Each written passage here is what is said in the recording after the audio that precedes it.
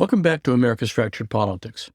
Today we're diving into a topic that could fundamentally reshape American democracy: ranked choice voting. You've probably heard of it, maybe seen it in action in recent elections. But what exactly is it? And more importantly, why should it be a standard across the country? Let's explore it. To start, imagine you're voting in an election for city mayor or a congressional seat. In our current system, you go to the polls, see a list of candidates, and pick the one you like the most. That's it.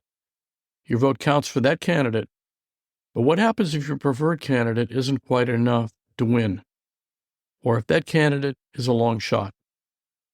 Often voters feel their votes are wasted or that they're forced to choose between the lesser of two evils. This is the fundamental flaw many see in our winner-take-all electoral system.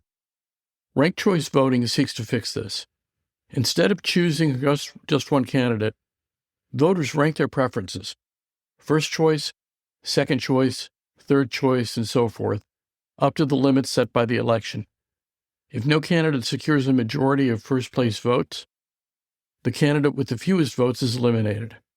The ballots that supported the eliminated candidate are then redistributed to the voters' next choices. This process continues until one candidate emerges with more than 50% of the votes, an outright majority. So how does this improve our elections? Well, for starters, it ensures that our leaders are truly representative.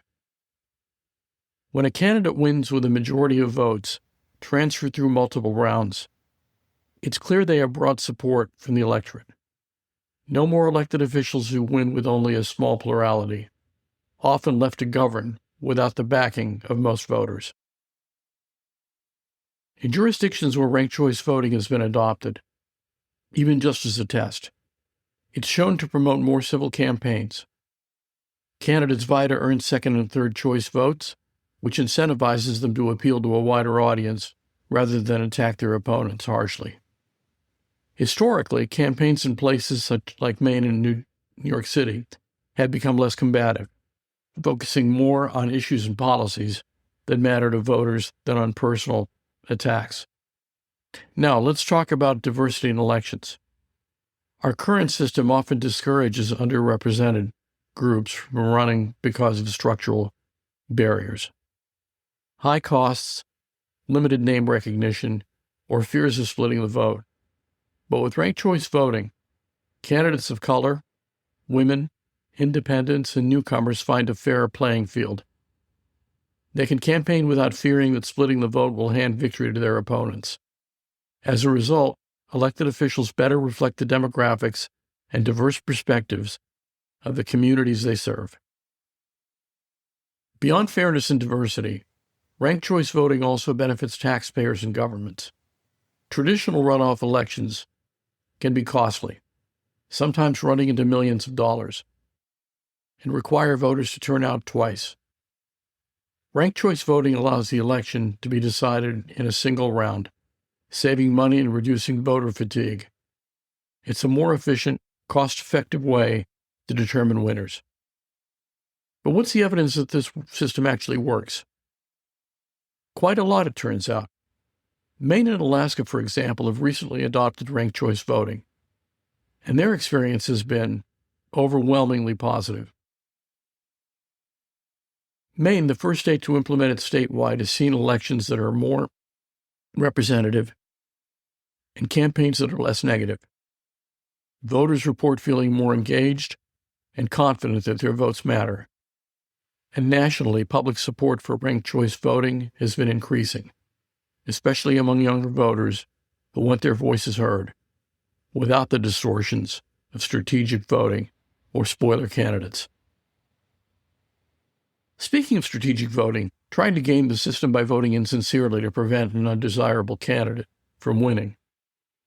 Ranked choice voting mitigates this problem, because voters can honestly rank candidates without fear of wasting their vote.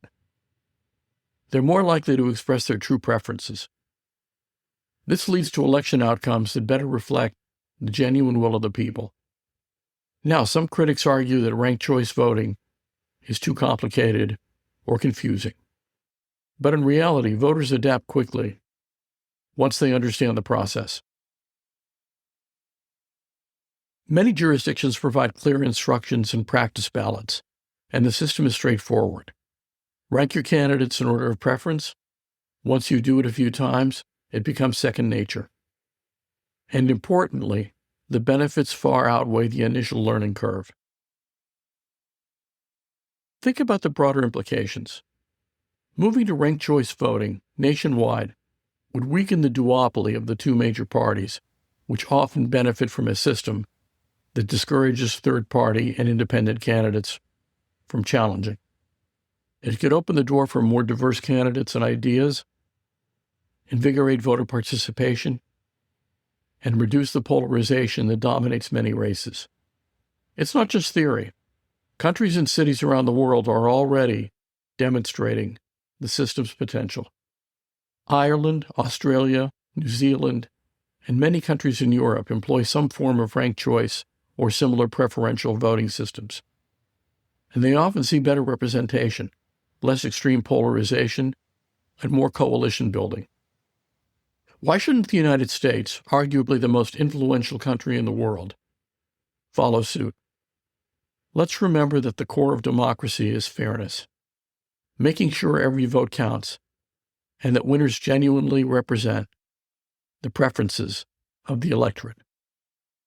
When candidates have to appeal to a broad spectrum of voters to win, it promotes consensus and cooperation instead of conflict and division.